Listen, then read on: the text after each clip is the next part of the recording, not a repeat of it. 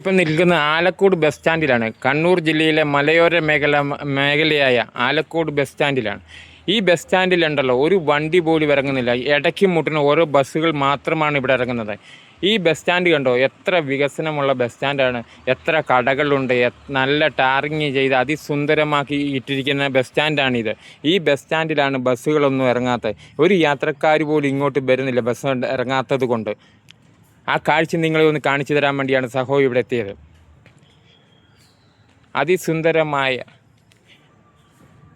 യാത്രക്കാർ വന്നാൽ യാത്രക്കാർക്ക് എല്ലാ കാര്യവും സാധിക്കാം. അത്ര നല്ല ബസ് സ്റ്റാൻഡാണ്. കടകളുണ്ട്, വെയിറ്റിംഗ് ഷെഡുണ്ട്.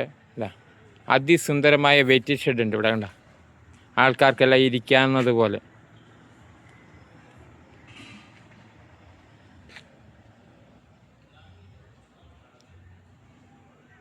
എത്ര വണ്ടി വേണേലും ഇവിടെ പാർക്ക് ചെയ്യാം.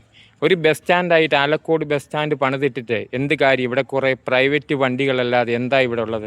ഈ ബസ് സ്റ്റാൻഡ് മൊത്തം കയ്യേറി പ്രൈവറ്റ് വണ്ടികൾ മാത്രം. ഈ പ്രൈവറ്റ് വണ്ടികൾക്ക് വേണ്ടിയാണോ ബസ് സ്റ്റാൻഡ് പണിതിട്ടിരിക്കുന്നത്? ഇവിടെ ഒറ്റ യാത്രക്കാർ പോലും വരുന്നില്ല. ബസ്സുകൾ ഇടയ്ക്ക് മുട്ടിനേ ഇറങ്ങുന്നുള്ളൂ.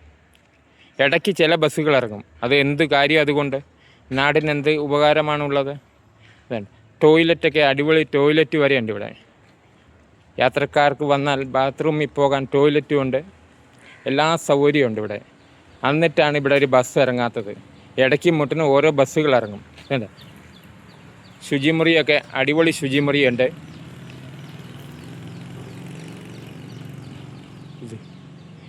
ഇത് വണ്ടിക്കാർക്ക്, പ്രൈവറ്റ് വണ്ടിക്കാർക്ക് കൊണ്ടിടാൻ വേണ്ടി മാത്രമായി ഒരു ബസ് സ്റ്റാൻഡ് ആലക്കോട് ടൗണിൽ സ്ഥിതി ചെയ്യുന്നു. ഇത് പഞ്ചായത്ത് കാണണമെന്ന് പ്രത്യേകമായി അഭ്യർത്ഥിക്കുന്നു. മറ്റൊരു വിഷയമായി സഹോ.